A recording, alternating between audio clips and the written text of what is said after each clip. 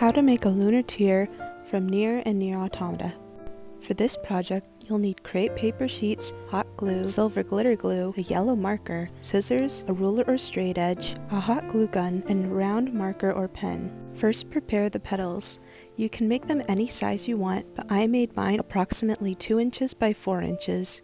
I usually pre-cut the crepe paper into long strips as wide as the flower petal's length. The petal shape doesn't have to be perfectly symmetrical, but make sure you cut so that the paper's grain follows the length of the petals. The grain direction is really important for forming and keeping the flower shape. Save the in-between scraps to use as the flower's stamen or the pollen parts of the flower. Clip the scraps to look more like triangles or funnels rather than hourglasses. Use a ruler to help fold down the straight edge of the triangle scrap. You can even stretch the grain a bit to get a cleaner crease. Flip it over, and from one corner of the folded bit, begin rolling up the whole thing. When you get to the end, keep rolling while holding onto the folded end so that the length gets twisted into a tight cord. Use a dab of glue to secure the loose corner. I use a yellow paint marker to color the bobble part like the pollen bits. I make between 2 and 4 stamen pieces for each flower. You can use any color crepe paper to make any other color moonflower, but I use white to make the legendary Lunar Tear. If you're using a different color and still want the yellow pollen bits to show, you can also use yellow crepe paper. Just layer a similarly sized yellow triangle under your scrap and fold the yellow over your straight edge so that rolling will cover the length of the yellow with the main flower color.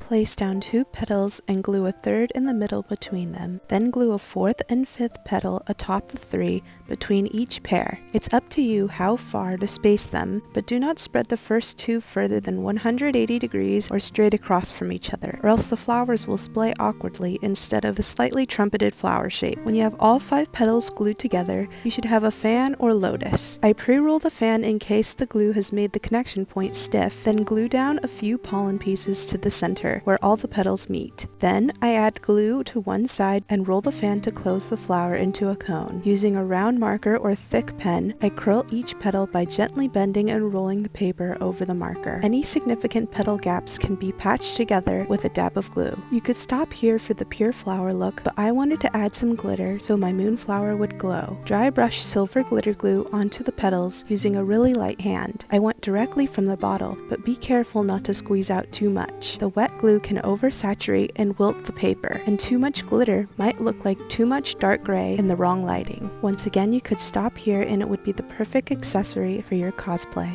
To make a bouquet, you will have to make your own stems and leaves. Or, if you're like me, you have spare stems from popping off the fabric flower heads for other craft projects. You can construct the paper flower directly over the blank stem and glue over it as you roll the paper together, or you can make the flower separately and leave a small gap to push the stems through, which is less secure, but it enables you to repurpose the stems later. I hope you enjoyed this tutorial. Let me know in the comments if you've ever managed to grow a lunar tear. I'm Heather Smiley, and thank you for watching How to Make a Legendary Lunar Tear.